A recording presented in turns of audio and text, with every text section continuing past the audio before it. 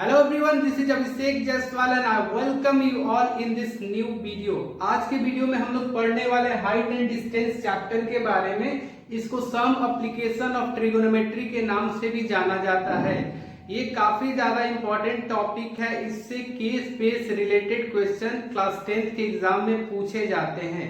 कभी कभी IIT JEE mains के एग्जाम में इससे क्वेश्चंस आ जाते हैं, तो ये बहुत ही ज्यादा इंपॉर्टेंट टॉपिक हमारे लिए बन जाता है।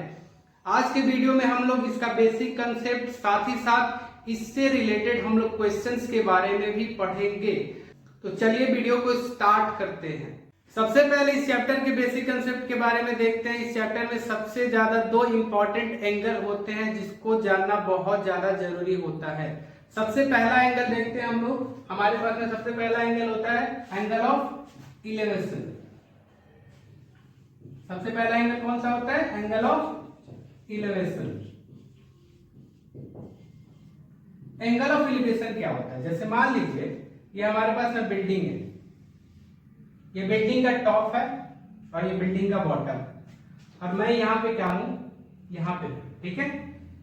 मैं क्या कर रहा हूं? इस बिल्डिंग की टॉप को देख रहा हूं, ऐसे बिल्डिंग की टॉप को देख रहा हूं, ठीक है। ये मान लीजिए हॉरिजॉन्टल लाइन है। तो हॉरिजॉन्टल लाइन से मैंने जिस एंगल पे बिल्डिंग की टॉप को देखा, बिल्डिंग की टॉप को जिस एंगल पे मैंने देखा, वो क्या होता है मेरा? तो ये एंगल ऑफ इलेवेशन होता है। और ये जो लाइन मैंने ज्वाइन किया है, इसको हम लोग बोलते हैं लाइन ऑफ साइट। कौन सा लाइन? Line of site. यानी हमारा एंगल ऑफ इलेवेशन कब बनता है? जब भी मुझे सर उठा करके किसी ऑब्जेक्ट को देखना पड़े तो हमारा एंगल ऑफ इलेवेशन बनता है। यानी मैं उड़ती हुई जहाज को देख रहा हूं, या किसी बिल्डिंग की टॉप को देख रहा हूं, या किसी टावर की टॉप को देख रहा हूं, तो हमारा एंगल कैसा बनेगा? एंगल ऑफ इलेवेशन बनेगा। अब चलिए दूसरे एंगल्स के बारे में देखते हैं। दूसरा एंगल कौन सा होता है? Angle of depression. Angle of depression just angle of elevation का अपोजिट होता है। यानी मान लीजिए मैं किसी बिल्डिंग के टॉप पे हूं, मान लीजिए मैं किसी बिल्डिंग के टॉप पे हूं और हमारी बिल्डिंग की तरफ कोई पर्सन या फिर कार आ रही है, तो मैं क्या करूंगा? सर को नीचे झुका के देखूंगा, तो हमारा एंगल कैसा बनेगा उस समय? एंगल ऑफ डिप्रेशन बनेगा। इसको एग्जांपल से समझते हैं। मान लीजिए ये बिल्डिंग का टॉप है और मैं यहां पे हूं, ठीक है। और यहाँ पे क्या है? एक कार है, यहाँ पे कोई पर्सन है। मैं क्या करूं? यहाँ पे एक हॉरिजॉन्टल लाइन होगा, क्योंकि एंगल कैसे बनता है? एंगल का अपना क्या होता है? एक बेस लाइन होता है। मैं क्या कर रहा हूं? हमारी बिल्डिंग की तरफ जो कार आ रही है उसको देख रहा हूं। हमारी बिल्डिंग की तरफ जो कार आ रही है उसको देख रहा हूं। यहाँ पे कार है, तो यहाँ पे जो एंगल बना, उसको बोलते हैं हम लोग एंगल ऑफ डिप्रेशन। और एंगल ऑफ डिप्रेशन जब भी बनता है, मान लीजिए मैं इस लाइन को ज्वाइन कर दिया, तो हमारे पास में ये दो लाइन मिल गई। दोनों लाइन क्या होगी? आपस में पैरेलल होगी। जब भी ये लाइन पैरेलल होगी, जब भी ये लाइन ऐसे पैरेलल है और इसको ट्रांसवर्सल मानते हैं, तो ये वाला एंगल और ये वाला एंगल आपस में इक्वल हो जाएगा। यानी ये जब थीटा है मेरा, तो ये भी थीटा हो जाएगा। इस कौन सा एंगल है ये मेरा? Alternate angle. कौन सा? Alternate interior angle. यानी एंगल ऑफ डिप्रेशन कब बनता है? जब भी क्या कर रहे हैं? मुझे सर झुका करके किसी ऑब्जेक्ट को देखना पड़े, तो एंगल ऑफ डिप्रेशन बनता है। यानी मान लीजिए मैं यहाँ पे खड़ा हूं, अगर मैं किसी चींटी को देख रहा हूं, तो मेरा एंगल कैसा बनेगा? नीचे की तरफ कैसा बनेगा? एंगल ऑफ डिप्रेशन बनेगा। ठीक है, क्लियर है? तो आगे बढ़ते हैं, कुछ सम इंपॉर्टेंट पॉइंट्स के बारे में बात करते हैं जो इस चैप्टर से रिलेटेड है। अब इस चैप्टर के कुछ इंपॉर्टेंट पॉइंट्स को देखते हैं जिसको क्वेश्चन सॉल्व करते समय इंप्लीमेंट किया जाएगा। सबसे पहला इंपॉर्टेंट पॉइंट मैंने बताया, जैसा कि मैंने बताया कि हमारा एंगल ऑफ एलिवेशन कब बनता है। जैसे मैं एंगल ऑफ एलिवेशन को AOE लिख रहा हूं। एंगल ऑफ एलिवेशन कब बनेगा? जब किसी ऑब्जेक्ट को अपवर्ड की तरफ देखेंगे, तो इसको याद रखना है। और एंगल ऑफ डिप्रेशन को मैं AOD लिख रहा हूं। तो एंगल ऑफ डिप्रेशन कब बनेगा? जब किसी ऑब्जेक्ट को हम नीचे की तरफ देखेंगे, डाउनवर्ड। अब देखते हैं थर्ड पॉइंट के बारे में। जैसा कि थर्ड पॉइंट मैंने थोड़ी देर पहले भी बताया था कि जब भी हमारा एंगल ऑफ डिप्रेशन बनता है, मान लीजिए यहाँ पे कोई पर्सन है और यहाँ एक बिल्डिंग है और मैं एक बिल्डिंग के टॉप पे हूँ और इस पर्सन को देख रहा हूं ऐसे, ये मेरी कौन सी लाइन होती है, जैसे कि मैंने बताया था लाइन ऑफ साइट होती है। और यहाँ पे एक हॉरिजॉन्टल लाइन है, क्योंकि एंगल होने के लिए क्या चाहिए, एक बेस लाइन चाहिए होता है। तो ये मेरा एंगल ऑफ डिप्रेशन बनेगा। जब भी एंगल ऑफ डिप्रेशन बनता है तो यहाँ पे दो पैरेलल लाइन का कंसेप्ट आता है, यानी ये वाला एंगल और ये इक्वल हो जाएगा। कैसे होगा, क्योंकि ये लाइन और ये लाइन पैरेलल हो गई, ये लाइन और ये लाइन पैरेलल हो गई, और ये ट्रांसवर्सल हुआ। इस पैरेलल लाइन को अगर इंटरसेक्ट कर रहा है तो ये एंगल और ये एंगल आपस में इक्वल हो जाएंगे। क्यों होंगे, क्योंकि ये क्या है, अल्टरनेट इंटीरियर एंगल है। तो इसको याद रखेंगे। फोर्थ इंपॉर्टेंट पॉइंट देखते हैं, जैसे हमारे चैप्टर में जो भी क्वेश्चन आएंगे बिल्डिंग टावर से रिलेटेड क्वेश्चन आएंगे, तो बिल्डिंग को कैसे मानेंगे हम लोग, हमेशा परपेंडिकुलर मानेंगे, यानी वो ग्राउंड के साथ क्या करेगा, हमेशा 90 डिग्री का एंगल बनाएगा। इसको जो भी हम लोगों ने कंसेप्ट पढ़ा उस कंसेप्ट के बेसिस पे चलिए कुछ क्वेश्चन सॉल्व करते हैं। सबसे पहले मेरे पास में क्वेश्चन है, a vertical pole stand on the level ground from a point on the ground 25 metre away from the foot of the pole, the angle of elevation of its top is found to be 60 degree, find the height of the pole। means that हमारे पास में क्या है, एक पोल खड़ा है, ठीक है, ground पे, ठीक है। अच्छा, ये पोल की टॉप होती है और इसको हम लोग फुट बोलते हैं। इस फुट से 25 मीटर की दूरी पे 25 मीटर की दूरी पे 25 मीटर की दूरी पे एक पॉइंट है, ठीक है, जहां पे क्या, जिस पॉइंट पे क्या बन रहा है, एंगल ऑफ एलिवेशन। तो जैसा मैंने बताया था एंगल ऑफ एलिवेशन कैसे बनता है, यहां से कोई पर्सन होगा जो इसकी टॉप को देख रहा होगा, तो वहां पे एंगल कैसा बन रहा होगा, 60 डिग्री। तो यहाँ पे एंगल ऑफ एलिवेशन ऐसे लाइन ऑफ साइट ज्वाइन करेंगे, तो ये मेरा एंगल कैसा है, 60 डिग्री। तो यहाँ पे क्या करेंगे, कुछ नाम दे देंगे ए बी सी। यहाँ पे मान लिया कि ए बी इक्वल टू क्या है, ए बी हमारा हाइट ऑफ द पोल है, हाइट ऑफ पोल है। मुझे क्या फाइंड करना, अच्छा A B equal to H B बोल दो, कोई दिक्कत नहीं, ठीक। मुझे क्या फाइंड करना, हाइट ऑफ द पोल चाहिए। तो हमारे पास में इस राइट एंगल ट्रायंगल बन रहा है, जैसा कि मैंने बताया था, अगर कोई भी पोल ग्राउंड से खड़ा होगा तो कैसा होगा, परपेंडिकुलर होगा, ठीक है। तो इसको मैं, इसमें क्या करना है, हमको हाइट फाइंड करना है। हाइट फाइंड करने के लिए हम लोग कौन सा टी रेशियो यूज करेंगे, हमारे पास में देखेंगे कौन कौन सा चीज दिया हुआ है। ये हमारे पास में, जैसे ये वाला एंगल है, इस एंगल के सामने वाला ये कौन सा, क्या हो गया, परपेंडिकुलर, और ये क्या हो गया, बेस हो गया। परपेंडिकुलर बेस वाला कौन सा टी रेशियो होता है, tan। तो हम लोग क्या करेंगे, यहाँ पे tan 60 डिग्री लेंगे, tan 60 डिग्री। tan 60 डिग्री क्या हो जाएगा, AB by BC, AB by BC, यानी ये इस एंगल के सामने वाला क्या हो जाएगा, ये परपेंडिकुलर, और ये क्या हो जाएगा, बेस हो जाएगा, AB बाई BC। हमारे पास में tan 60 और AB क्या है, AB को मैंने हाइट बोला है h, और BC दिया हुआ है 25। tan 60 डिग्री का वैल्यू कितना होता है, √3, और h हो गया h बाई 25, यानी हमारे पास में हाइट कितना आ गया, 25√3 मीटर, यानी ये हमारा आंसर है। आई होप कि आप लोगों को ये क्वेश्चन समझ आया होगा। चलिए अब दूसरे क्वेश्चंस के बारे में देखते हैं। दूसरा क्वेश्चन हमारे पास में कह रहा है, if a tower 30 metre high cast a shadow 10√3 metre long on the ground, then what is the angle of elevation of the sun. सबसे पहले देखते हैं कि शैडो हमारा कैसे बनता है। मान लीजिए हमारे पास में एक बिल्डिंग है, ठीक है, और यहाँ पे एक सोर्स ऑफ लाइट इस तरफ से आ रही है, सोर्स ऑफ लाइट ऐसे, इधर से लाइट कुछ प्रोड्यूस हो रहा है, ठीक है। तो हमारा शेडो इसका कैसा बनेगा, जिधर से लाइट आ रही है उसी की तरफ शेडो बनेगा, जिधर से लाइट आ रही है उसी की तरफ शेडो बनेगा, ठीक है। अगर लाइट मान लीजिए ऐसे आता, लाइट अगर इधर से आता तो शेडो हमारा इधर बनता, ठीक है, क्लियर है। चलिए अब इस क्वेश्चन को सॉल्व करते हैं। तो हमारे क्वेश्चन में कह रहा है कि एक टावर है हमारे पास, ठीक है, और बोला जा रहा है कि ये शेडो बना रही है 10√3 metre long on the ground, ठीक है ना, यानी जो इसका शेडो बन रहा है उस शेडो की लेंथ कितनी है, 10√3 मीटर, ठीक है। तो पूछा जा रहा है what is the angle of elevation of the sun. मान लीजिए अगर यहाँ पे हमारा सन होगा, क्या होगा, यहाँ पे ऐसे कुछ सन होगा, ठीक है,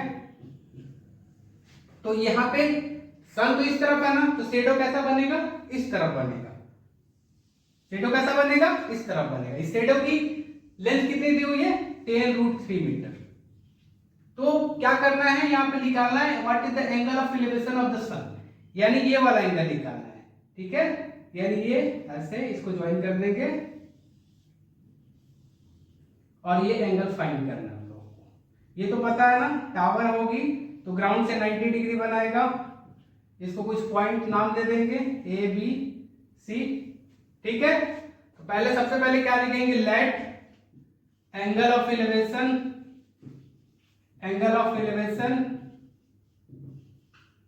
बी थीटा। ठीक है, तो और जो हाइट दिया हुआ है टावर का वो कितना दिया हुआ है, 30 मीटर। 30 मीटर। तो मुझे क्या निकालना है, ये एंगल। पहले देखेंगे हमारा जो राइट एंगल ट्रायंगल है उसमें क्या क्या गिवन है इस एंगल के अकॉर्डिंग। इस एंगल के अकॉर्डिंग ये परपेंडिकुलर और बेस, यानी हमारे पास में कौन सा रेशियो लगेगा, tan वाला। ठीक है, यानी tan थीटा निकालेंगे, tan थीटा। तो tan थीटा इक्वल टू क्या होता है, परपेंडिकुलर, यानी सामने वाला ही परपेंडिकुलर होगा ए बी, और क्या हो जाएगा, ये बेस हो जाएगा बी सी। तो tan थीटा ए बी कितना दिया हुआ है 30, बी सी कितना है मेरे पास में 10√3, ये कितना हो जाएगा 10×3 या 30, ये आ गया 3/√3। इसको आगे थोड़ा सा सॉल्व कर लेंगे, 3 को लिख सकते हैं √3 इंटू √3 अपॉन में √3, एक √3 से एक √3 कैंसिल, तो हमारे पास में आ गया tan थीटा इक्वल टू √3। अच्छा, tan थीटा, थीटा के किस वैल्यू पे √3 होता है, तो थीटा के 60 डिग्री पे होता है। tan 60 डिग्री इक्वल टू क्या होता है, थीटा, यानी हमारा एंगल ऑफ एलिवेशन क्या हो गया, 60 डिग्री। आई होप कि ये क्वेश्चन आपको समझ आया होगा, साथ में शेडो कैसे बनता है इस क्वेश्चन की हेल्प से वो भी समझ आ गया। तीसरा क्वेश्चन देखते हैं। तीसरा क्वेश्चन हमारे पास में क्या कह रहा है, a ladder 50 metre long just reaches the top of a vertical wall, if the ladder makes an angle of 60 degree with the wall, find the height of the wall. जैसे मान लीजिए एक दीवार है और लैडर यानी एक सीढ़ी है हमारे पास में, जो सीढ़ी की लेंथ है, सीढ़ी को ऐसे लगाते हैं। ठीक है, ये दीवार पे ऐसे लगाया जा रहा है। सीढ़ी की लेंथ कितनी दी हुई है, लैडर की लेंथ 15 मीटर। ठीक है, और बोला जा रहा है कि ये एंगल कितना बना रहा है, 60 डिग्री बना रहा है। ये एंगल कितना बना रहा है, 60 डिग्री। किससे बना रहा है, विद द वॉल। ये एंगल ऑफ एलिवेशन नोटिस कीजिएगा, एंगल ऑफ एलिवेशन नहीं दिया है।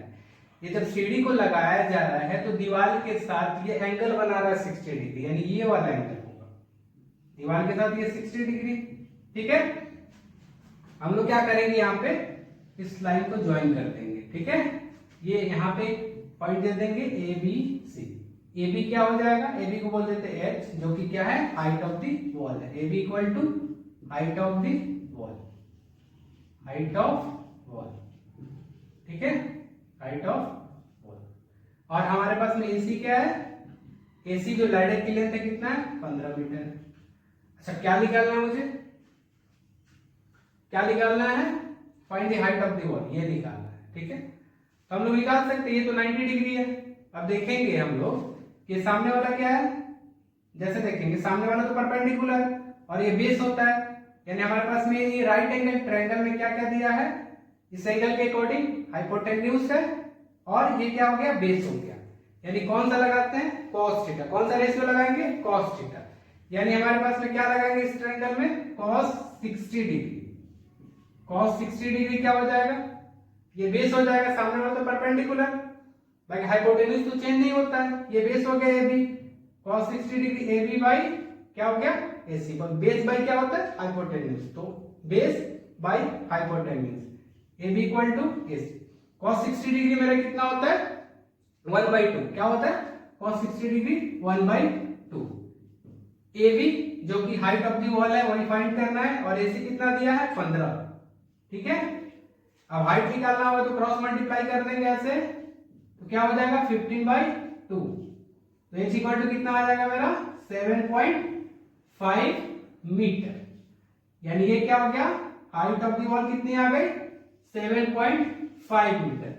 आई होप कि ये क्वेश्चन आपको समझ आया होगा। फोर्थ क्वेश्चन देखते हैं। फोर्थ क्वेश्चन हमारे पास में क्या कह रहा है, the angle of elevation and depression of the top and bottom of a tower from a building, building जो है 60 मीटर है, 60 मीटर हाइट है, आर 30 डिग्री एंड 60 डिग्री, यानी एंगल ऑफ एलिवेशन 30 डिग्री है और एंगल ऑफ डिप्रेशन जो दिया है 60 डिग्री है। ठीक है, find the difference between the height of the building and tower, यानी दोनों की हाइट निकाल के उनके बीच का डिफरेंस निकालना है और साथ में बिल्डिंग और जो टावर के बीच में, दोनों के बीच में डिस्टेंस कितने का है वो निकालना है। तो सबसे पहले क्या करते हैं, डायग्राम कैसे बनाएंगे उसको देखेंगे। पहले मान लीजिए हमारे पास में क्या है, ये हमारे पास में बिल्डिंग है तो क्या है 60 मीटर है, क्या है 60 मीटर है, और हमारे पास में टावर है,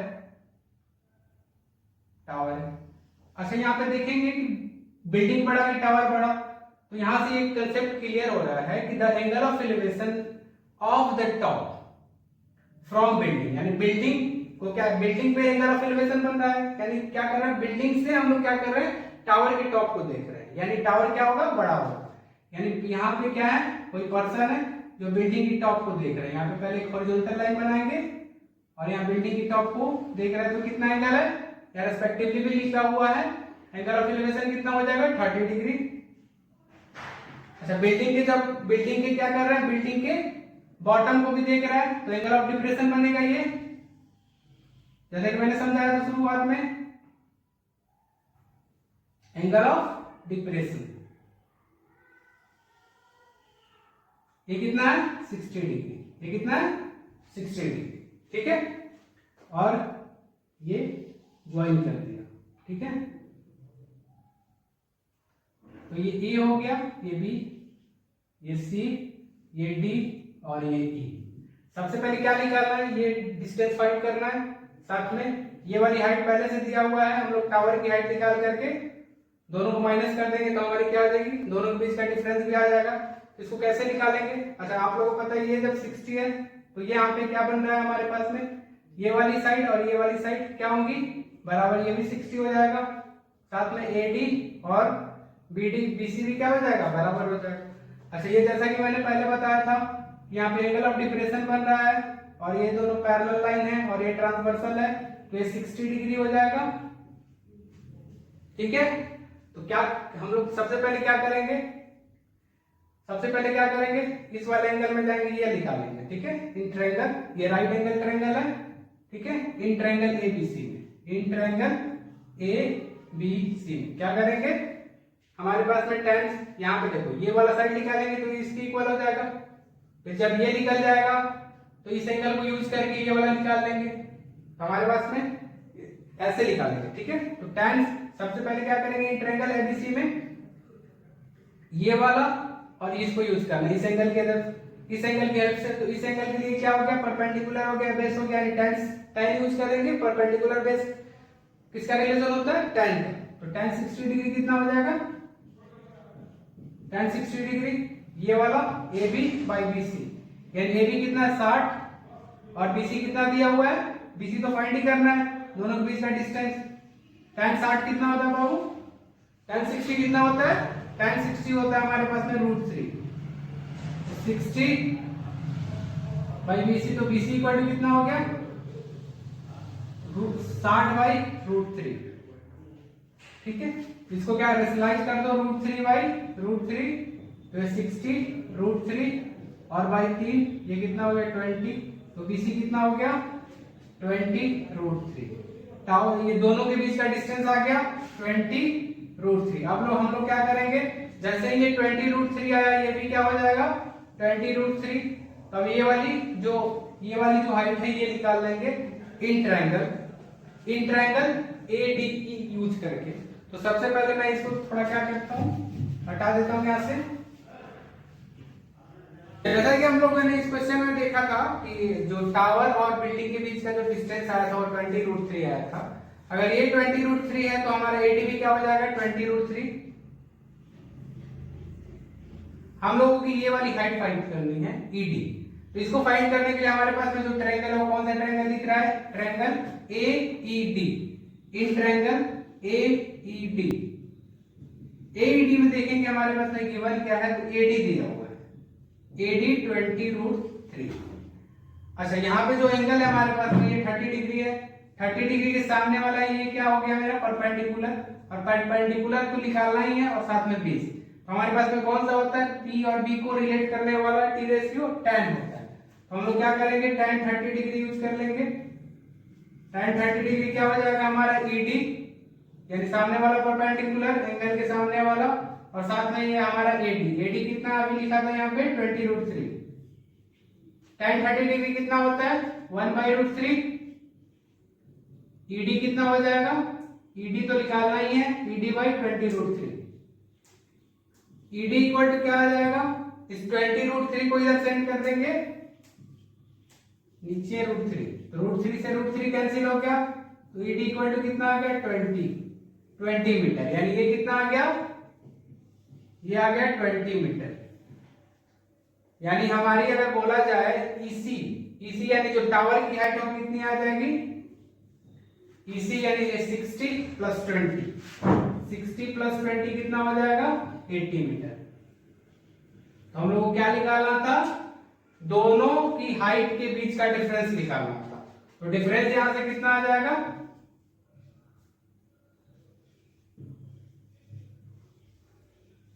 डिफरेंस कितना है, टावर की हाइट कितनी है 80, और जो बिल्डिंग की हाइट है वो कितनी है 60, तो कितना आ गया 20 मीटर। यानी जो हमसे पूछा जा रहा था वो हम लोगों ने फाइंड कर लिया, दोनों के हाइट के बीच का डिफरेंस, और साथ में टावर और बिल्डिंग के बीच का डिस्टेंस कितना है वो भी फाइंड कर लिया। आई होप कि आप लोगों को ये क्वेश्चन समझ आया होगा।